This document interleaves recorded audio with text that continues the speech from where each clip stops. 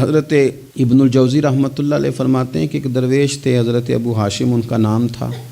کہتے ہیں بڑی مجبوری تھی، مجھے کہیں جانا تھا تو کشتی نہیں مل رہی تھی۔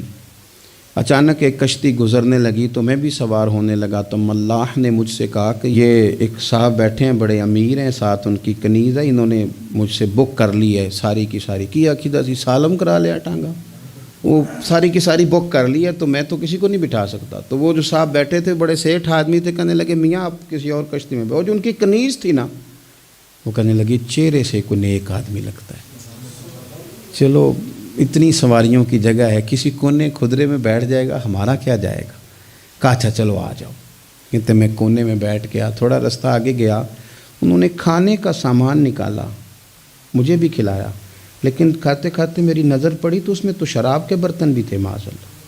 پھر اس شخص نے کھانا کھانے کے بعد اس کنیز سے کہا کہ مجھے معاذ اللہ گانا سناؤ۔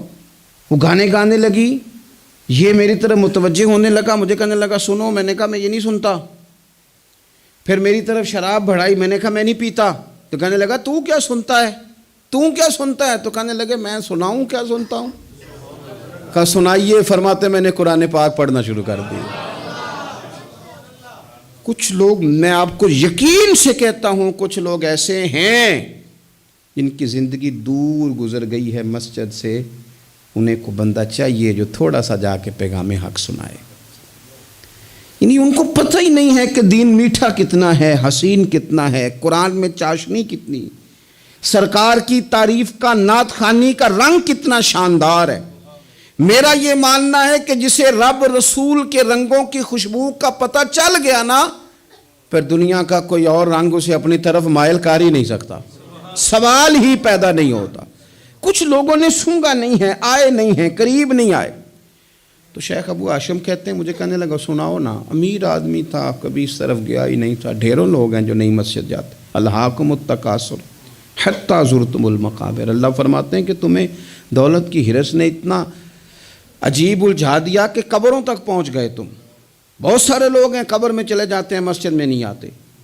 تو کہتے ہیں میں نے اسے چند آیتیں سنائیں، اس کی تو کیفیت ہی بدل گئی۔ کہنے لگا مولانا زندگی بڑی گناہوں میں گزری ہے، اب توبہ کر لوں تو مالک معاف کر دے گا۔ کارنامے خطرناک ہیں، پیچھے رجسٹر کالا سیاہ، معافی ہو جائے گی۔ دولت بڑی تھی تو پھر ہم نے بھی شراب کباب شباب میں اڑا دی ساری، معاف کر دے گا۔ تو کہتے ہیں میں نے کہا ہو بندے کے آنے کی دیر ہے، اس کی رحمت تو فوراً ہی قبول کر لیتی ہے۔ ویسے بھی عدل کریں تے تھر تھر کمبن، اونچیاں شانہ والے تجھے فضل کریں تے پھر تے بخشے جامن میرے جے منہ کالے۔ کہتے اس نے اس کنیز کو آزاد کیا، دولت اللہ کی راہ میں خیرات کی، 40 سال میرے ساتھ رہا۔ پھر میں نے اس کی زبان سے سوائے خیر کے جملہ نہیں سنا۔ ایک کی بات کرتا تھا، کہتا تھا شیخ کاش آپ مجھے تھوڑا پہلے مل جاتے، زندگی سے یہ گلہ ہے کہ تو ذرا دیر سے ملا ہے، پہلے مل جاتے نا تو شاید میری زندگی کچھ اور دن بن جاتے، تھوڑی دیر اللہ والے کی صحبت۔